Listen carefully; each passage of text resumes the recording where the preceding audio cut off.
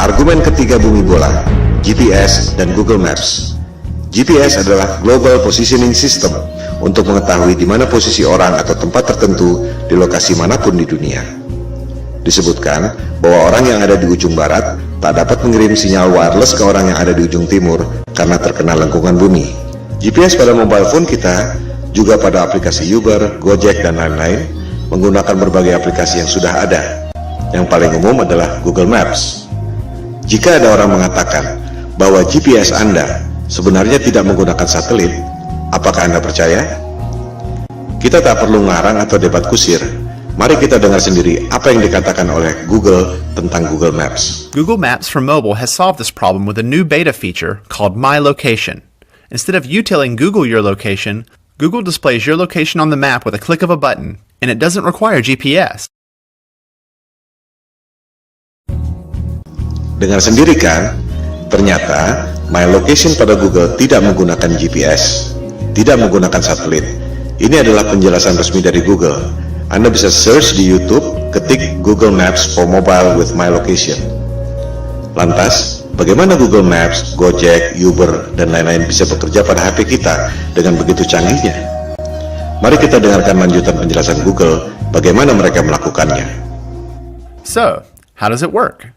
Each time you use your phone to make a call, send a text message, or view a website, the information goes through towers, which provide your phone with reception.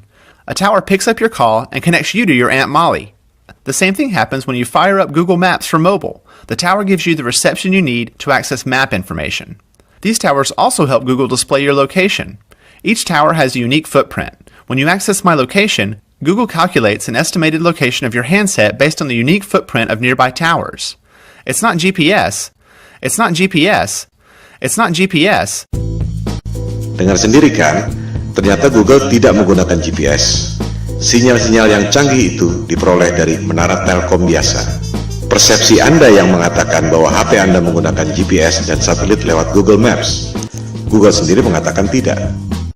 Bagaimana dengan Google Maps yang secara sempurna dapat membuat peta dari udara, termasuk atap rumah kita bisa kelihatan?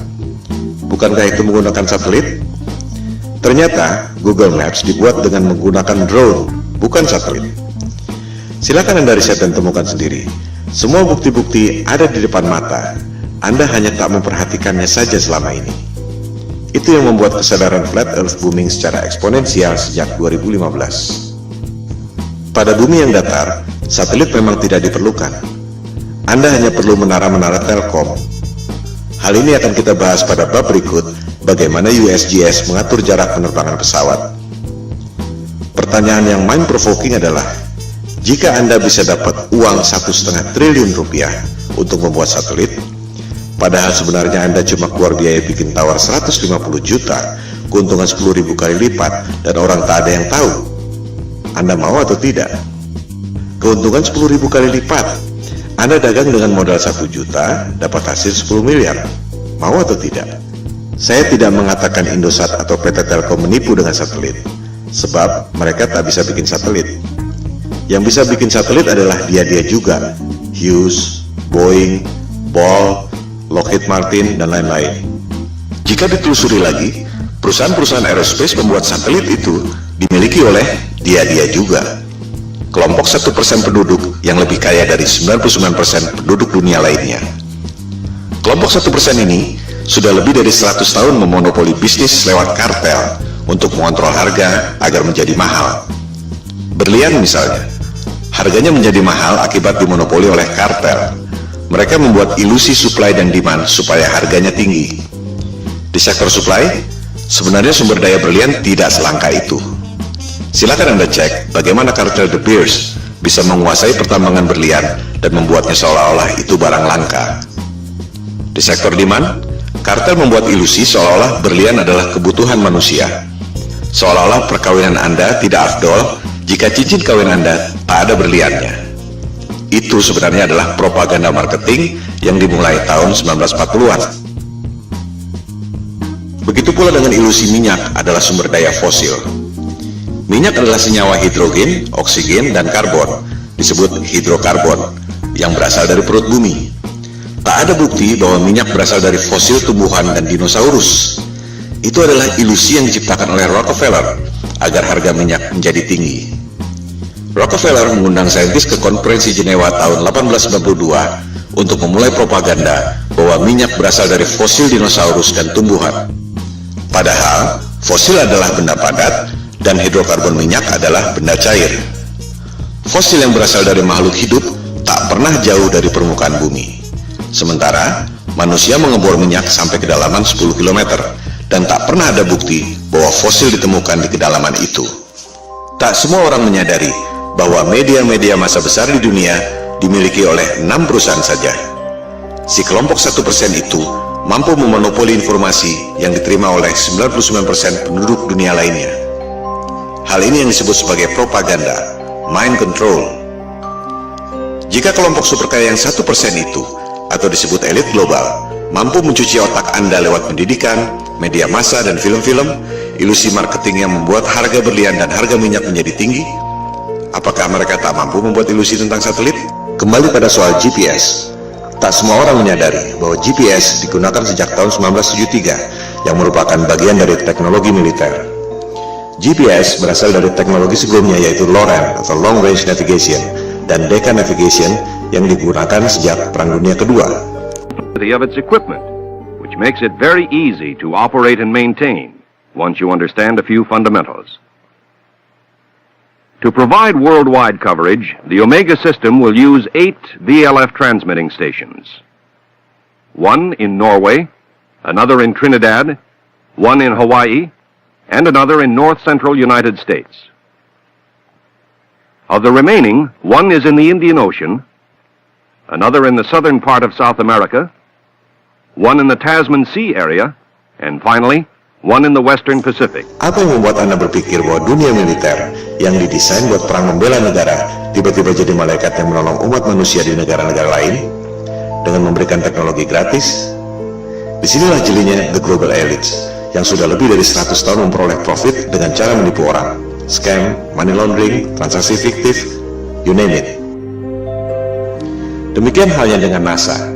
Apa yang membuat Anda berpikir bahwa NASA adalah badan eksplorasi yang bekerja untuk kepentingan dunia? Siapakah NASA? Coba kita lihat keterangan di webnya sendiri. Jelas ditulis di situ bahwa tujuan pembentukan NASA tahun 1958 adalah berkaitan dengan Perang Dingin, di mana Rusia berhasil meluncurkan Sputnik tahun 1957. Majalah Times menjelaskannya lebih gamblang. Judulnya, Alasan yang Menyedihkan Tapi Familiar tentang Pembentukan NASA. Disebutkan, tujuannya sangat membumi, yaitu office politics, bukan untuk kepentingan umat manusia di dunia. Budget NASA 2016 adalah 19,3 miliar dolar atau sekitar 256 triliun per tahun. Hasilnya, kebanyakan adalah propaganda CGI. Motivasinya, ada 256 triliun motivasi di situ. Bisnis adalah bisnis, di mana ada peluang, pasti banyak kepentingan. Bukan hanya pegawai-pegawainya, tapi juga kontraktor-kontraktor besarnya. Roket memang diluncurkan, tapi jika diperhatikan, arahnya tak pernah lurus ke atas, selalu melengkung dan akhirnya horizontal. Karena memang tak pernah lewat dari low Earth orbit, sekitar 500 km dari permukaan bumi. Seperti yang dikatakan Times tadi, tujuan pendirian NASA sangat membumi, yaitu office politics. Pertanyaannya, untuk politik dan kepentingan siapa? Seperti yang telah disebutkan di awal, persoalan flat earth ini bukan debat kusir, bukan omong kosong, bukan adu ego, bukan adu pintar, melainkan ada hal lain yang lebih fundamental yang sangat berhubungan dengan kehidupan kita.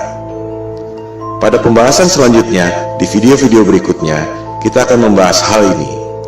Ilusi bumi berbentuk globe memang sengaja dibuat oleh para globalis atau biasa disebut elit global. Mereka lah yang membuat berbagai krisis, perang, termasuk menjauhkan manusia dengan ketuhanan lewat dogma-dogma sains modern dan ilusi bumi globe. Kita sebenarnya tak perlu bayar biaya telekomunikasi mahal-mahal, tak perlu bayar listrik mahal-mahal, tak perlu bayar bensin mahal-mahal. Teknologinya sudah ada dari tahun 1898, dibuat oleh manusia paling jenius yang pernah lahir di muka bumi, yaitu Nikola Tesla.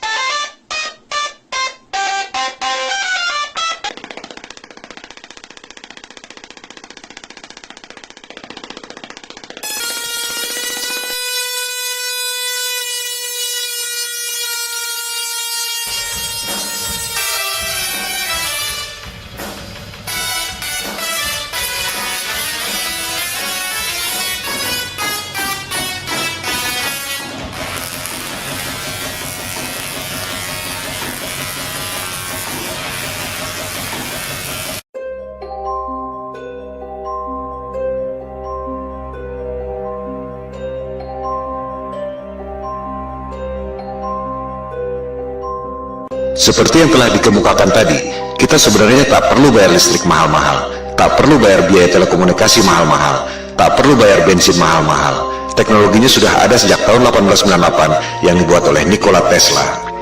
Itu sebabnya ia dikucilkan oleh JP Morgan, salah satu pentolan elit global. Hal-hal seperti itulah yang dilakukan agar kelompok yang 1% itu bisa mengontrol 99% penduduk dunia lainnya.